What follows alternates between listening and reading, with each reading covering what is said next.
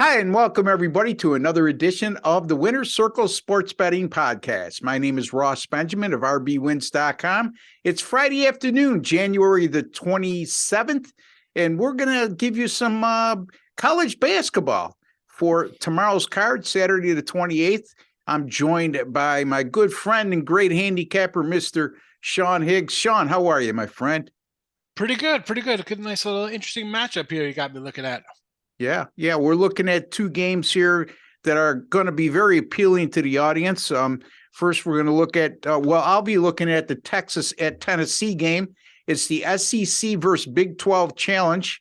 And Sean is going to be looking at the defending champion Kansas Wildcats as they travel to Lexington, Kentucky to play at Rupp Arena. So in Kentucky right now is a 1.5-point favorite. Tennessee, as we speak, is a 7-point favorite against Texas, but you got to be chomping at the bit like I am, Sean. And I know you're a volume guy compared to me, but anytime you put a college basketball card up of this magnitude on Saturdays, it really presents ample opportunities to detect winning betting value. Now, that's not always a guarantee because I had a bad Saturday last Saturday, but what's your thoughts? Yeah, Saturdays are interesting. And I was saying on the midday money, November, December, I was rolling along, and I've had a bumpy January, and it's just I don't know whether the lines are softer because the books are concentrating on your NFL and college football and stuff like that. But here on a Saturday where we have a matchup like this, or big name schools, I think these are the kind of the tougher ones to kind of get into, honestly. Yeah. Because it's everybody knows about these two schools. It's not like your Summit or a Big Sky or Mountain West. Like, these are marquee kind of programs. There's not much. We have a 1.5-point line. These are not that they're toss-up games. I think the line's a little sharp, so they could always go either way. Like, there's not much value. It's kind of like, why do I think this will happen or that will happen? Yeah, exactly. And looking forward to the two games we're going to talk about, as well as some of those other SEC Big 12 matchups that are on the card as well. Anyway, tell the folks a little bit about what you've been doing of late, Sean. I know you said it's been a little bit of a bumpy road in January, but your overall college basketball record, I'm sure, is pretty good. Again, the NFL playoffs are winding down as we got the two conference championship games on Sunday, and you've had a fabulous NFL season. Tell the folks a little bit about yourself and where you prefer they find you and what you got going on. Yeah. Every day, the midday money shows 12 noon Eastern, although not tomorrow.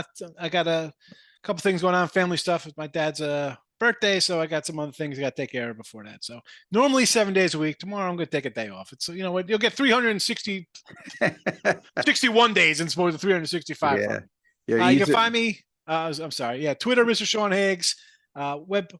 Website, you go to Winner Free Picks and Parlay, same channel. I do the videos for Winner Free Picks there, and we're on Sports Cap together, me and Ross, and we actually did a little football show with the Mule Jesse Shule this morning. Yeah, Jesse the Mule Shule, baby. Yeah. Anyway, we did do a football preview show for the weekend game, the Sunday games and the conference championship games. You can find that right on our archive right here at the OSGA YouTube channel. And again, folks, if you have not subscribed to all these great handicappers I've assembled here, including myself, I mean, I think I'm pretty good. 8-0 since Monday. That's not bad. I think I'm pretty good, Sean. That's Monday. You're not counting the other 20 years of just constantly winning that people don't like. Wow. But what have you done for me lately? Yes, that's exactly what I said. It's like generation. Married, you know what I mean? Your wife asks you to do something. They love you to death for doing it. Then the next day, when something slips your mind, you're the worst thing since Hitler, So anyway, all right, let's get, again, folks, my website's rbwins.com. I coming off a bad weekend last weekend, which I really stunk to join up. And I had been red hot going into the weekend. I had been 37-22 going into last weekend. I went 3-10, which may be 40-32 in the last 72, but 8 straight winners since Monday. And now 48-32 since December the 27th in all sports. Matter of fact, going back to August 10th, 119-92 in all sports. My dime players during that course of time have made $16,670. College basketball totals, I'm on a 20-8 run. College basketball since November 17th, 50-36, good for 58%. What am I missing? The NBA, Sean's favorite sport, the handicap. I'm 10-4 with my last 14 in the NBA, and I've crawled to just about even in the NBA. It's time for me to go on one of those serious runs. Anyway, Sean, what do you got here? We're going to be talking Kansas going to Kentucky, and I was talking to you offline. Off air, I should say. To me, it looks like a fishy line, and it shows how much the odds makers think of the Big 12, because here we have a Kentucky team, and I don't want to steal your thunder, but I'm going to share my thoughts that I shared with you. You got a Kentucky team that's won 4 in a row, playing on their home floor. Just beat Tennessee a couple weeks ago on the road. And also Kansas has dropped 3 games in a row. Break, wow. The defending champions struggle right now, yet it's just a 1.5 point spread. And I'm not saying you have to agree with me that it's a fishy line. I'm just curious to hear your take. Yeah. Well, so, Kentucky out of the gate is always a program I like to fade, right? Because you get some new guys in there. Although this isn't your typical, 4 guys going to the NBA draft last year. It's not like one of those normal Calipari teams where, 4 guys leave, 2 of them are starters, 2 guys were on the bench, for 11 minutes. This, but it takes some time for these kind of programs to get the wheels turning. Kind of like Duke, right? You lose a coach, you lose some guys, it takes some, and you saw losses early. Michigan State, Gonzaga, they had some bad losses. Alabama crushed them. And as you mentioned, after that game, they lose to South Carolina's 20-point fade. You're thinking, oh boy, where's this team's got nowhere to go to down? And they beat a good Tennessee team, and here we are 4 in a row. And Kansas has dropped 3 in a row. Like, this is a team that was a top 5. I think it's still ranked in the top 10. I don't even know where they're ranked. They get a lot of respect. But I don't like, even at a pick 'em here, it looks like you want to take Kansas. Last year, Kentucky beat these guys 80-62 in Kansas. Yeah. Maybe they play them okay. I'm liking Kentucky here, laying a point. I don't want to bet on the team thinking, well, they're due for a good game. I don't know. I mean, you look at the past couple games here for what they lose to overtime, K-State rivalry game on the road. I get a tough spot. Then you lose at 23 at home. You lost at 23 at home. TCU, You lost by 23 at home. Yeah. I mean, what? And then that was a really bad loss. The Kansas State loss, you could give them an excuse, right? Rivalry on the road, tough spot. K-State, very good team. Points. They're really, overachieving bunch. They're feeling themselves. Yeah. The 23-point loss, and then to follow that up after getting, I get it, you're flat after an overtime, to get the mouse and then come out and lose again. Yeah. Again, Baylor's. It just seems like you have a conference where just one team is as good, and you're going to start losing some games on the road. But now you have a out of conference game against Kentucky. Like, this is not some layup. No, I'm going to lay the 1 here with Kentucky. I just started out slow. They're 14-6. A lot of those losses came early to good teams. I mean, you lose to Alabama, you lose to Gonzaga. I'm not saying you're a bad team. Same with Kansas. I'm not saying they're a bad team. You lose to ranked teams on the road, not bad at all. But here's another spot. I can't bet on it and be like, oh, this is where we get our game straight. This is a coin flip. I'll go with the home team who's hot. I mean, there's really if it was something where I'm getting like a few points, I'd say, all right, I'll take a program I think is better. We throw all the numbers in, right? We use our Kempom, our Haslam, Bartovic. We could throw all that kind of defense and synergy and all the things in there and say this is a better team.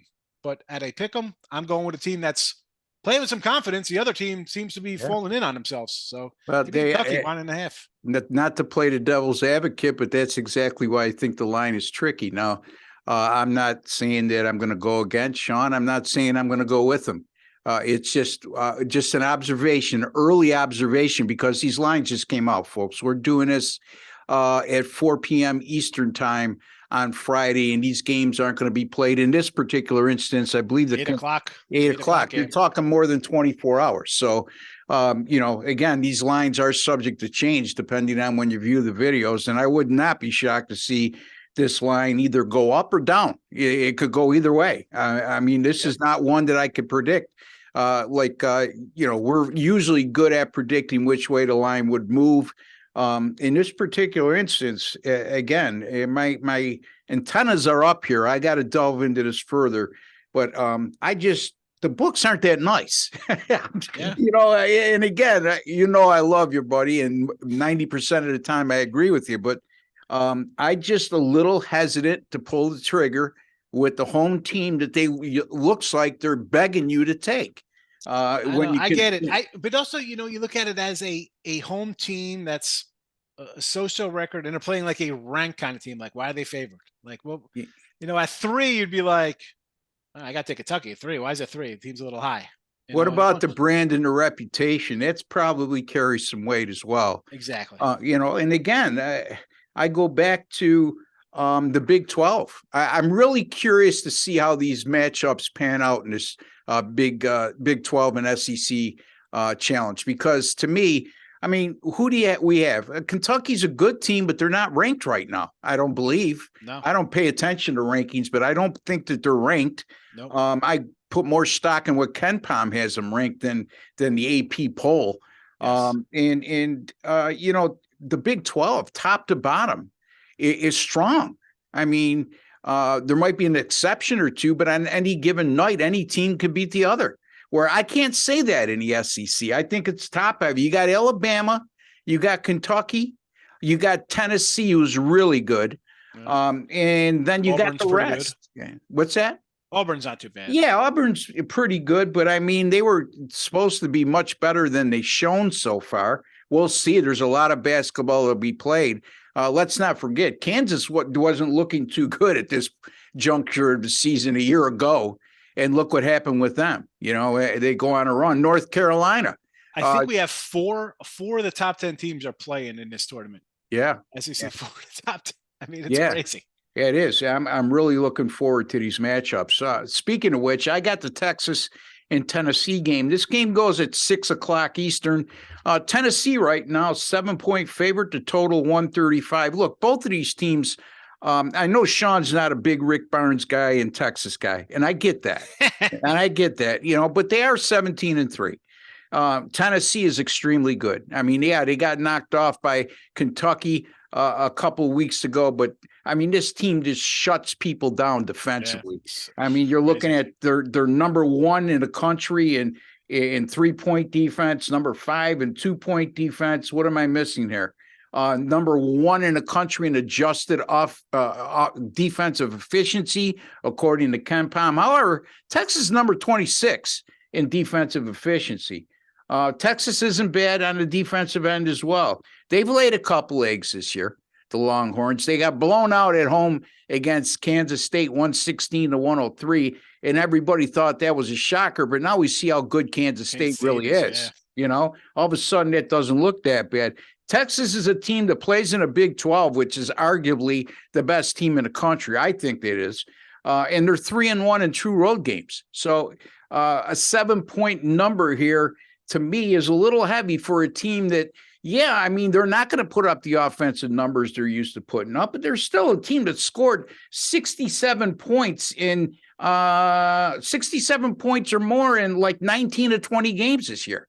Now, they might get held in the 60s here, but Tennessee, Sean, you look at their numbers, and I'm not taking anything away from the Volunteers. They're an excellent team, well coached, but they're heavily reliant on offensive rebounding. They're not a good shooting team.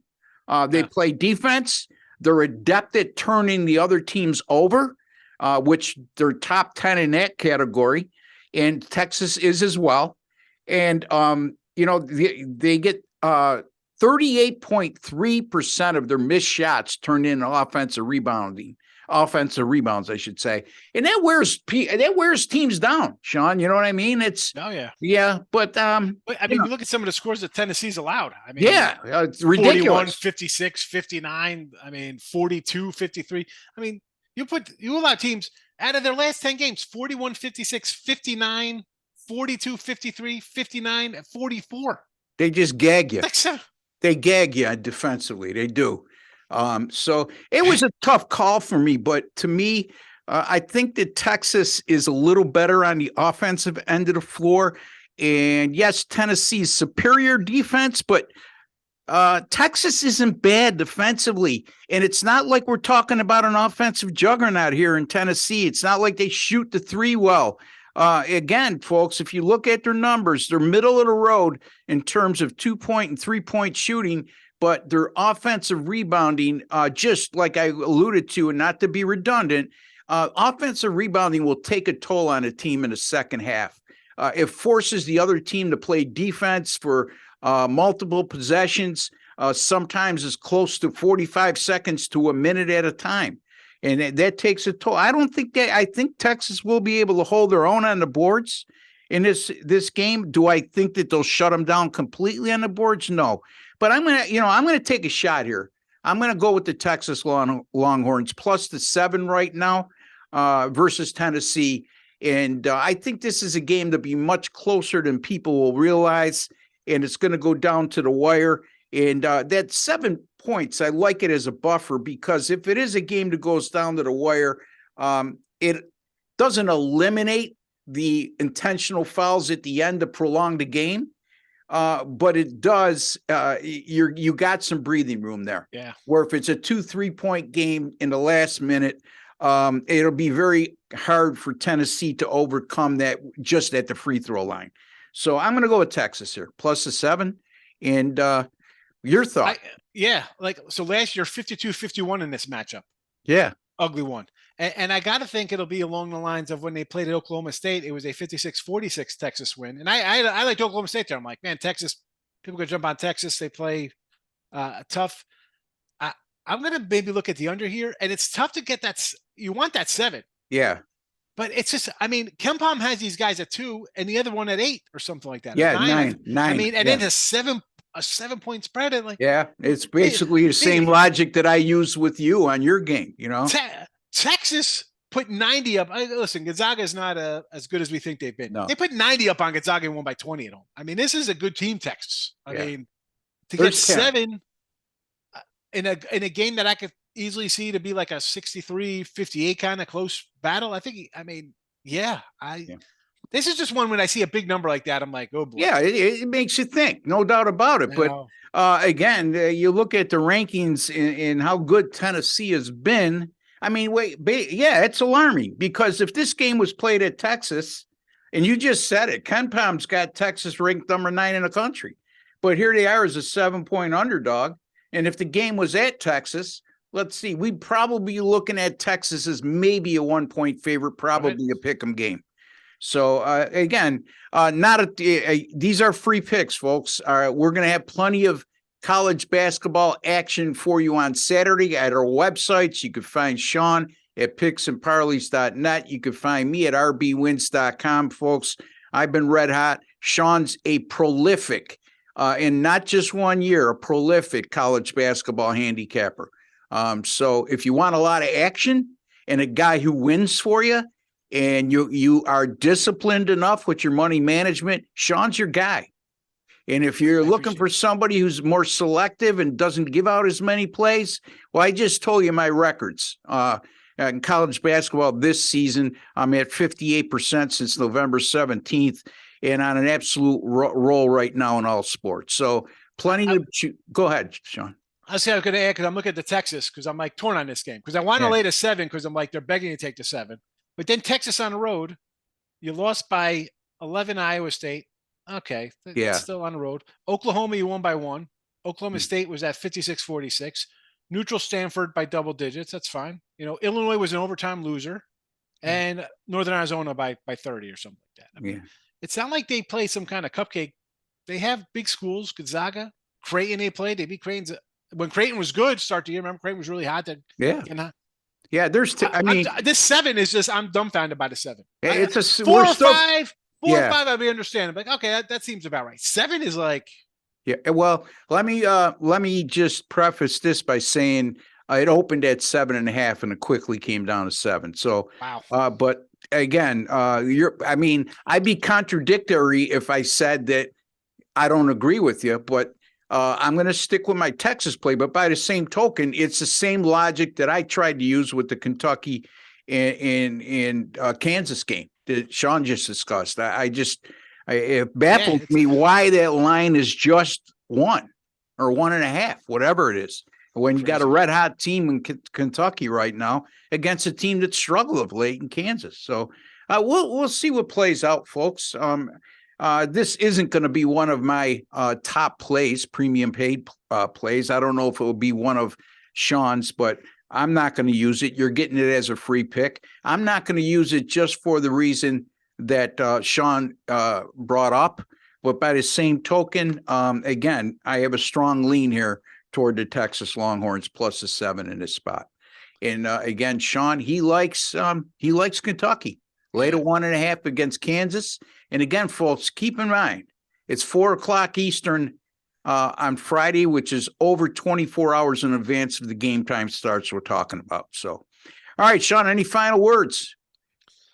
I don't know. I'm excited for NFL Sunday.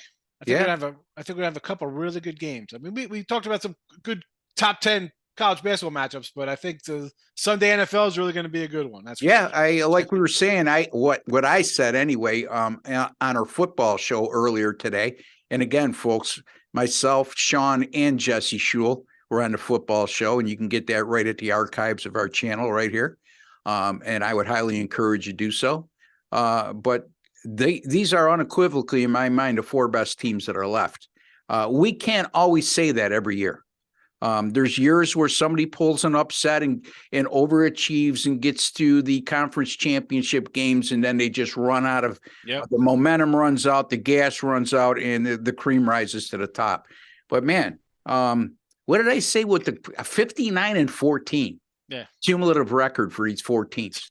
Over 800 win percentage. So, and if you take away the late season losses by the Eagles with no quarterback, I mean, since he lost early, Niners were lost games kind of early, right, with their quarterbacks going out. I mean, Cincinnati 10-0 in the last 10, San Fran 12-0 in the last 12. And then Kansas City. I mean, they won 5 in a row, and I believe 10 in their last 11. So you got teams that are red hot in Philadelphia, like Sean pointed out on our show. You take the games; they only lost 1 game this season when Jalen Hurts was their starter. So we'll see. In any event, also, I want to ask you, do you remember 2 conference championship games involving 2 number 1 seeds at home and laying this short a number on each occasion? I can't recall that. That just shows you the parity between these 4 teams and the quality of teams that we have. So, off the top of your head, I'm trying to think of a matchup. I mean, my first instinct to think of when it would be like a short 1 or 2 like this, I'd have to go back to like Niners Dallas in the 90s. Yeah, well, Buffalo and Kansas City. No, that was in a conference championship game last year, though. No, since he was a championship. No, that was a divisional round. So, looking forward to it. And again, you could find Sean at picksandparleys.net. You can find me at rbwins.com. You heard our records. They're all documented. I use Sports Capping as my documentation when people really want to check my record, because they do a great job, and I could spit out the records to them by just doing a date search and send it to them. And I think we discussed this off air. You feel the same way. But in any event, in picksandparleys.net, you could find us, Sean, number 1 in the NFL this year. And as of the 2023 calendar year, since it turned to January 1st, 2023, I believe I'm number 2 in all sports in money earned at Picks and Parlays too. So until the next time, for Sean Higgs and Ross Benjamin, I'd like to wish each and every one of you all the very best. Take care and God bless, folks.